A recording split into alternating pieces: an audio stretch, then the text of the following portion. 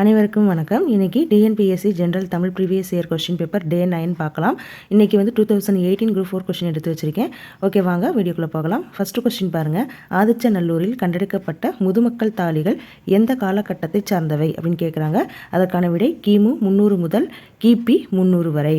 Okay, அடுத்த question பார்க்கலாம். கீழே கொடுக்கப்பட்டுள்ளவற்றுள் பொருத்தமான இணையை தேர்வு செய்கன்னு கேட்டிருக்காங்க. தினங்களை கொண்டாடுவதை விடுங்கள் அப்படின்னு சொன்னது யாருன்னா கவிக்கோ அப்துல் ரஹ்மான் அவர்கள் தான் சொல்லியிருப்பார். தினங்களை கொண்டாடுவதை விட்டு குழந்தைகளை கொண்டாடுங்கள் அப்படின்னு சொல்லியிருப்பார். சொன்னது யார் அப்படின்னா கவிக்கோ அப்துல் ரஹ்மான். ஓகே, இதை முழு பேரையும் நீங்கள் பார்த்து வச்சுக்கோங்க. அப்துல் ரஹ்மானுக்கு தான் கவிக்கோ அப்படிங்கிற ஒரு சிறப்பு பெயர் வந்து இருக்குது. ஓகே, அடுத்த கொஸ்டின் பாருங்கள். புதிய படவீழ்த்திகள் உருவாக இவருடைய கருத்துக்களை அடிப்படையாக அமைந்தன. யார் அப்படின்னா பிரான்சிஸ் சென்கின்ஸ். இவருடைய இந்த கருத்துக்கள் தான் புதிய பட வீழ்த்திகளை வந்து உருவாக்குறதுக்கு அடிப்படையாக அமைஞ்சிருக்கு. பிரான்சிஸ் சென்கின்ஸு. ஓகே, அடுத்த கொஸ்டின் பார்க்கலாம். தொண்டு செய்து பழுத்த பழம் என்று பாரதிதாசன் யாரை வந்து போற்றியிருக்காருன்னு கேட்டிருக்காங்க. யார் அப்படின்னா தந்தை பெரியார் அவர்களை தான் அவர் வந்து போற்றியிருப்பார். தொண்டு செய்து பழுத்த பழம், தூயதாடி மார்பில் வேலும், மண்ட சுரப்பை உலகுத்தொழும், மணக்குகையில் சிறுத்தை எழும் அப்படின்னு சொல்லிட்டு பாடியிருப்பார். யாருன்னா பாரதிதாசன் பாடியிருப்பார். யாரை பற்றி அப்படின்னா தந்தை பெரியாரை பற்றி. ஓகே, அடுத்த கொஸ்டின் பாருங்கள். பாரதியார் யாருடைய சாயலில் வசன கவிதை எழுதிட தொடங்கினார் அப்படின்னா வால்ட் விட்மன். யார்? வால்ட் விட்மன் சாயலில் தான் வசன கவிதை வந்து அவர் எழுதியிருக்காரு. ஓகே, அடுத்த கொஸ்டின் பாருங்கள். நாமக்கல் கவிஞரின் படைப்புகளின் எண்ணிக்கையை பொறுத்துகன்னு சொல்லி கேட்டிருக்காங்க. ஓகே, அவர் இசை நாவல்கள் எத்தனை எழுதியிருக்காரு அப்படின்னா 3 எழுதியிருப்பார். புதினங்கள் வந்து எத்தனைன்னா 5 எழுதியிருப்பார். கவிதை தொகுப்புகள் எத்தனை எழுதியிருக்காருன்னா 10 எழுதியிருக்காரு. மொழிபெயர்ப்புகள் வந்து 4 எழுதியிருப்பார். இப்போ இதுக்கு என்ன சரியான விடை அப்படின்னா 3421. ஓகே, அடுத்த கொஸ்டின் பார்க்கலாம். எந்த நாட்டின் துளைக்காத சுரங்க பாதுகாப்பு பெட்டகத்தில் திருக்குறள் உள்ளது அப்படின்னு சொல்லி கேட்டிருக்காங்க. எது அப்படின்னா உருசிய நாட்டில் இருக்கக்கூடிய அந்த கிரெம்ளின் மாளிகையில் தான் அந்த திருக்குறளை வந்து பாதுகாத்து வச்சுருக்காங்க. அந்த மாளிகை வந்து அணுவால் கூட துளைக்கப்படாத ஒரு சுரங்க பாதுகாப்பு பெட்டகம். ஸோ அங்கே தான் வந்து என்ன வச்சுருக்காங்கன்னா திருக்குறளை வச்சுருக்காங்க.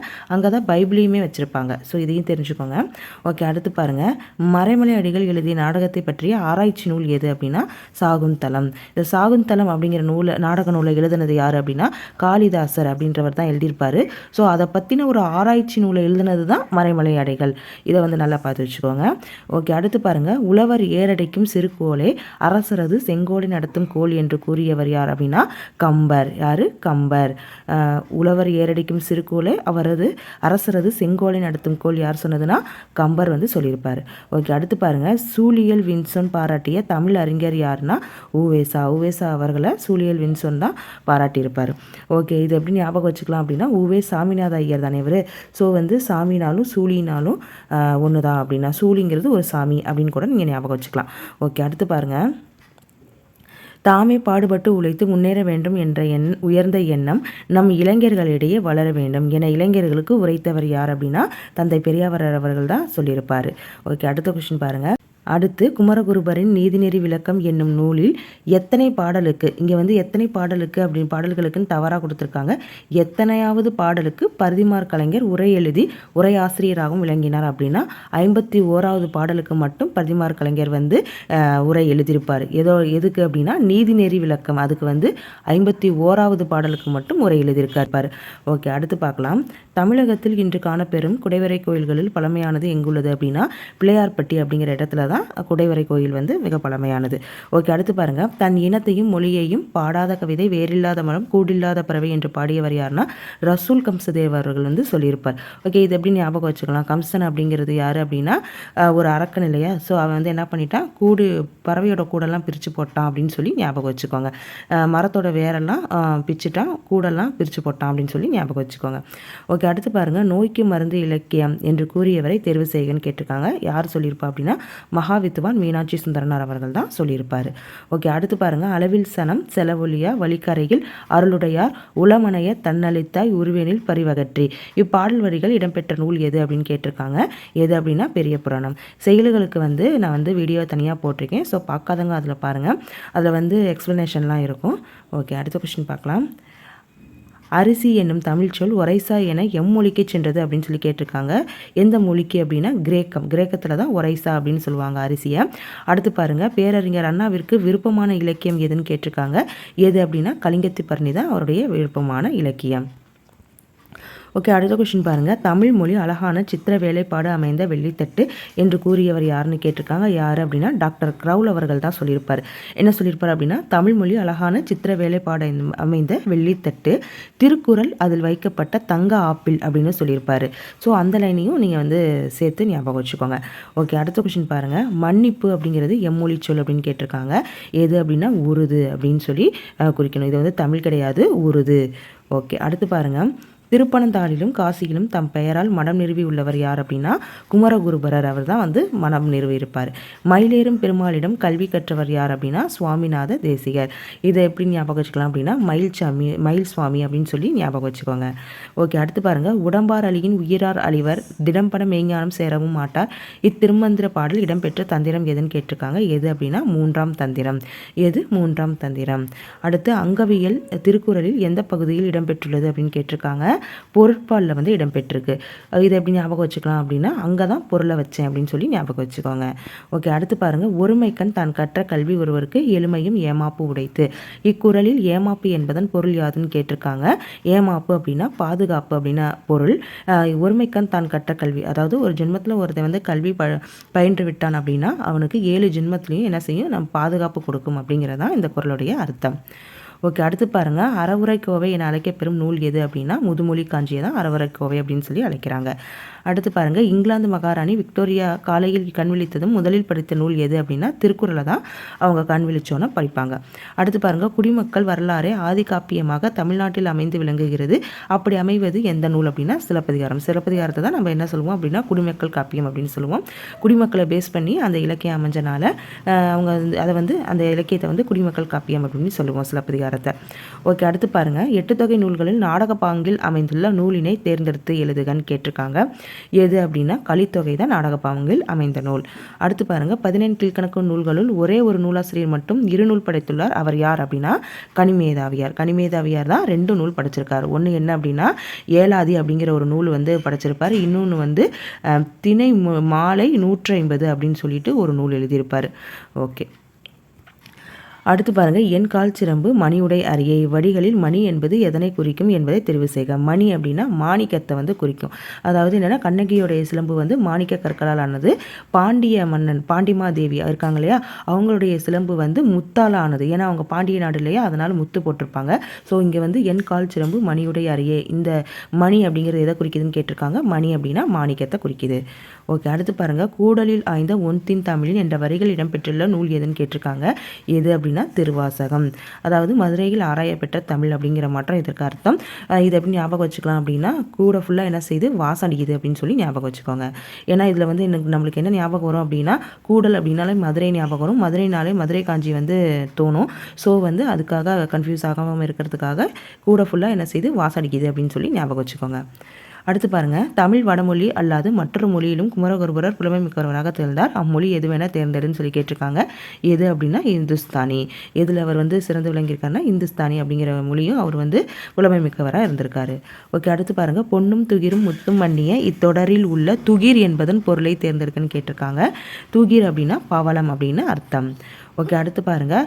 தீம்புலி எந்திரம் பந்தல் வருந்த இந்த வரிகள் இடம்பெற்றுள்ள நூல் எதுன்னு கேட்டிருக்காங்க. எது அப்படின்னா 10 இது எப்படி ஞாபகம் வச்சுக்கலாம் அப்படின்னா 10 கரும்பாதான் பிழியணும் அப்படின்னு சொல்லி ஞாபகம் வச்சுக்கோங்க. 10 கரும்பாதான் பிழியணும் அப்படின்னு சொல்லி ஞாபகம் வச்சுக்கோங்க. கரும்பு ஜூஸ் போடுறதுக்கு விடுவாங்க இல்லையா, நிறையா கரும்பு தானே உள்ளே விட்டு ஜூஸ் பிழிவாங்க. ஸோ அந்த ஆங்கிளில் நீங்கள் ஞாபகம் வச்சுக்கலாம். அடுத்து பாருங்கள். உத்தம சோழ பல்லவர் என்னும் பட்டம் பெற்றவர் யார் அப்படின்னா ஷேக்கிலார். யார்? ஷேக்கிலார். ஓகே, உத்தமனுக்கே ஷேக் ஆகுது அப்படின்னு சொல்லி ஞாபகம் வச்சுக்கோங்க. ஓகே, அடுத்து பாருங்கள். புல்லுரு புன்கண் தீர்த்தோன் இவ்வடிகளில் இடம்பெறும் பறவையினை தேர்ந்தெடுக்கன்னு கேட்டிருக்காங்க. எது அப்படின்னா புறா. இங்கே வந்து புல் அப்படின்னா புறான்னு அர்த்தம். சிபி சக்கரவர்த்தி வந்து என்ன பண்ணுவார், அந்த புறாவோட துயரத்தை தீர்த்திருப்பார் இல்லையா. ஸோ அந்த வரிகள் தான் இங்கே வந்து கொடுத்துருக்காங்க. இது சிலப்பதிகாரத்தில் இருக்குது. ஓகே, அடுத்து பார்க்கலாம். அடுத்து பாருங்கள். பிறவி பெருங்கடல் நீந்துவர் நீந்தார் இறைவனடி சேராதார். இக்குறளில் பயின்று வரும் அணியை எழுதுகன்னு கேட்டிருக்காங்க. என்ன அணி அப்படின்னா ஏகதேச உருவக அணி. அதாவது பிறவி அப்படிங்கிறத பெருங்கடலுக்கு வந்து உருவப்படுத்திட்டாங்க. அதே மட்டும் இறைவனுக்கு வந்து அந்த துடுப்பை வந்து உருவப்படுத்தாமல் விட்டுருவாங்க. ஸோ ஒன்றை உருவப்படுத்திட்டு ஒன்றை உருவகப்படுத்தலை அப்படின்னா அதை வந்து ஏகதேச உருவக அணி அப்படின்னு வந்து சொல்லுவாங்க. ஓகே, அடுத்த கொஸ்டின் பார்க்கலாம். அணி வந்து வீடியோ போட்டிருக்கேன், பார்க்காதவங்க அதை பாருங்கள், நல்லாவே உங்களுக்கு புரியும். அடுத்து பாருங்கள், முட்டையிட்டது சேவலா பெட்டையா அப்படின்னு சொல்லி கேட்டிருக்காங்க. அதுக்கு வந்து வினாவலு. ஏன்னா வந்து சேவல் வந்து முட்டை போடாது, அதனால் வந்து கேட்ட கொஷினே தப்பு அப்படிங்கிறனால அது வந்து வினாவலு அப்படிங்கிறது வந்து வந்துடும். அடுத்து பாருங்கள், பொருந்தாத சொல்லை கண்டறிதல். மாணிக்கம், முத்து, பவளம், கிளிஞ்சல் இதெல்லாம் வந்து நவரத்தினங்கள். இது வந்து கடலில் கிடைக்கக்கூடியது. ஸோ இது ஒன்று தான் பொருந்தாத ஒன்று. அடுத்து பாருங்கள், சொல்லை பொருளோடு பொறுத்துக. வனப்பு. வனப்பு அப்படின்னா என்னென்னா அழகு அப்படின்னு அர்த்தம். அடவி அப்படின்னா காடு. மருங்குன்னா பக்கம். மதுரம்னா இனிமை. ஸோ என்ன ஆன்சர் வரும்? 4, 1, 2, 3 அப்படிங்கிறது ஆன்சராக இருக்குது. ஓகே, அடுத்து பாருங்கள், பிழையற்ற வாக்கியம் எது அப்படின்னு சொல்லி கேட்டிருக்காங்க. ஒரு மாவட்டத்தில் ஓர் அமைச்சர் அவருடைய மகனோடு சுற்றுலா மேற்கொண்டார். இதில் பாருங்கள், இந்த இதில் வந்து இதுவும் தான் நம்ம பார்க்குற மாட்டோம் இருக்கும். ஓர் வருமா ஒரு வருமா அப்படிங்கிறதுல டவுட் இருக்கும். அதாவது உயிரெழுத்து வரும் பொழுது ஓர் போடணும், உயிர்மெய் எழுத்து வரும் பொழுது ஒரு அப்படிங்கிறது போடணும். நீங்கள் மற்ற ஆப்ஷனை செக் பண்ணி பாருங்கள், அந்த மாதிரி இருக்காது. அப்போ ஆப்ஷன் சி தான் சரியான விடை. அடுத்து பாருங்கள், எழுவாய் செய்யும் வினையை கொண்டு முடியும் தொடர் எவ்வகை தொடர் என்று தேர்ந்தெடுன்னு கேட்டிருக்காங்க. எது அப்படின்னா செய்வினை தொடர். எழுவாய் செய்யும் வினையை கொண்டு முடிகிற தொடர் என்னன்னு சொல்லுவோம்னா செய்வினை தொடர் அப்படின்னு சொல்லுவோம். ஓகே, அடுத்து பாருங்கள், ஒரு பொறுத்துக்க கொடுத்துருக்காங்க. என்றல் அப்படிங்கிறது தொழிற்பெயர், நுந்தை அப்படிங்கிறது மறுவில் வந்துடும், யாவையும் அப்படிங்கிறது முற்றுமை, நன்று அப்படிங்கிறது குறிப்பு வினைமுற்று. ஸோ 4, 3, 1, 2 அப்படிங்கிறது சரியான விடை. அடுத்து பாருங்க, உம்மை தொகையில் என்னும் இடைச்சொல் எவ்வாறு மறைந்து வரும் என்பதை தேர்ந்தெடுக. அப்படிங்கிறது இடையிலும் இறுதியிலையும் வரும். இப்போ வந்து என்னென்னு 3ம் 6ம் அப்படின்னு சொல்லி பாருங்களேன், இடையில தான் அந்த உம்மும், அதே மட்டும் இறுதியில் அந்த அப்படிங்கிற வார்த்தை வரும். ஓகே, அடுத்து பார்க்கலாம். ஒரு பெயர் சொல்லின் பொருளை செயற்படு பொருளாக வேறுபடுத்துவது எவ்வகை வேற்றுமை என தேர்ந்தெடுங்கன்னு கேட்டிருக்காங்க. எது அப்படின்னா இரண்டாம் வேற்றுமை. எது இரண்டாம் வேற்றுமை. பின்வருவனவற்றுள் எது உருவகம் அன்று அப்படின்னு கேட்டிருக்காங்க. கயற்கண் அப்படிங்கிறது தான் உருவகம் அன்று. ஏன்னா இது வந்து என்னென்னா உவமை. கயல் போன்ற கண் அப்படிங்கிறது ஒரு உவமை தொகை. மற்றதெல்லாம் பாருங்கள், மொழியமது, தமிழ்த்தேன், அடிமலர். அதாவது உவமை வந்து பின்னாடி வரும், உவமேயம் வந்து முன்னாடி வரும். அதாவது உவமைக்கப்படும் பொருள் முன்னாடி வந்துடும், உவமை வந்து பின்னாடி வரும். அப்படி வந்துச்சுன்னா அது வந்து உருவகம் அப்படின்னு சொல்லுவாங்க. ஸோ மற்றதெல்லாம் உருவகம், இது மட்டும்தான் வந்து என்னென்னா உருவகம் கிடையாது. ஓகே, அடுத்து பார்க்கலாம். தானம், தவம் இரண்டும் தங்கா வியனுலகம் இக்குறட்பாவில் இடம்பெற்றுள்ள சீர்மூனை பெயரினை தேர்ந்தெடுக அப்படின்னு சொல்லி கேட்டிருக்காங்க.